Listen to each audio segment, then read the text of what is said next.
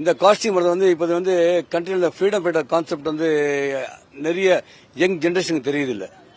So நான் அதுக்காக எடுத்த இந்த முயற்சி தான் அது. இந்த நேதாஜி சுபாஷ் சந்திர போஸ் கெட்டப்பில் வருது, மகாத்மா காந்தி கெட்டப்பில் வருது, பாரதியார் கெட்டப்பில் வருது, அப்புறம் வாவு சிதம்பரம் பிள்ளை கெட்டப்பில் வருது, பகத்சிங் கெட்டப் வருது, இப்படி எக்ஸட்ரா ப்ளஸ் பண்ணிக்கிட்டே போயிட்டு ஒரு ப்ரோக்ராம் ஈவெண்ட் அப்போ வந்து இந்த கான்செப்ட் கொடுத்து பப்ளிக் ஒரு அவேர்னஸ் கொடுக்குறேன். அதாவது இந்த ஃப்ரீடம் ஃபைட்டில் வந்துட்டு காந்தியோட ஸ்டைல் ஒன்று இருக்கு, நேதாஜியோட ஸ்டைல் இருக்கு. ரெண்டு ஸ்டைல் டிஃபரெண்ட் தான், ஆனால் தாட்ஸ் ஒன்று தான்.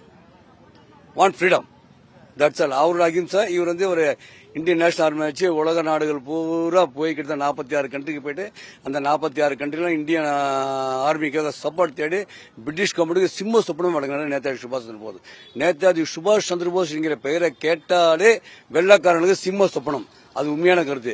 அவர் வந்து 1942 அந்த காலவாக்கில் வந்து அந்த ஜெர்மன் டிராவல் போகும்போது ஹிட்லர் அழைப்பு கொடுத்துக்கிறார்.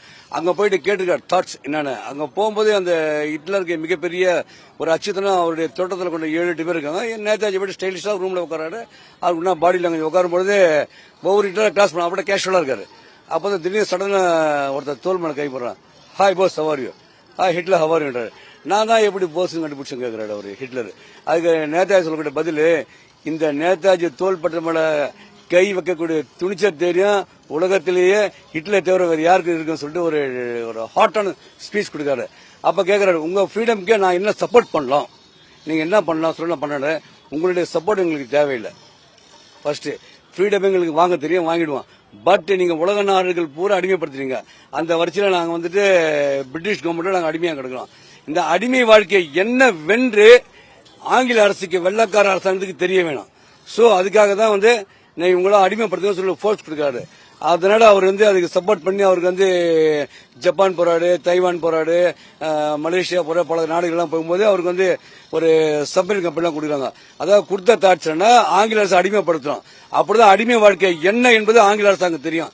அந்த தாட்ஸா கிரியேட் பண்ணாரு. இது மாதிரி அவருடைய ஒரு போர்ச்சஸான ஒரு ஸ்பீச்சஸ், ஒரு எஃபோர்ட்டடு. அப்புறம் இந்தியன் நேஷனல் ஆர்மியில வந்துட்டு நம்ம தமிழ்நாட்டில் பொன் முத்துராமலிங்க தேவர் ஐயா இருக்காரு. அங்கிருந்த நிறைய அதிகமான வீரர்களை இந்தியன் நேஷனல் ஆர்மிக்கு சேர்த்திருக்காங்க. அவர் என்ன சொல்ற வார்த்தை, நான் அடுத்த முறை பிறந்தா தமிழ்னா பிறக்கலான் இருக்காரு. தமிழ்நாட்டில் தமிழ்னா பிறக்கலாம் சொல்லி ஒரு விருப்பப்பட்டுக்காரு. அவ்வளவு பாசம் தமிழ்நாட்டு மக்கள் மேல. அவர் நம்ம தமிழ்நாட்டு மக்கள் அவ்வளவு பாசமா நான் அவர் மேல பாசம் உண்டு. அவருடைய தோட்டத்தில் வந்து இன்னைக்கு ஃப்ரீடம் ஃபைட்டர்ஸ் டே, அந்த இண்டிபெண்டன்ஸ் டே வந்து பார்ட்டிசிபேட் ரொம்ப ஹாப்பியா இருக்கு, ரொம்ப மன சந்தோஷமா இருக்கு. உங்கள் அனைவருக்கும் மீண்டும் ஒரு இண்டிபெண்டன்ஸ் டே 80வது சுதந்திர நலத்தை தெரிவித்து மிக்க மகிழ்ச்சியோட ஜெய் ஹிந்த், ஜெய் ஹிந்த், ஜெய் ஹிந்த், ஜெய் ஹிந்த்.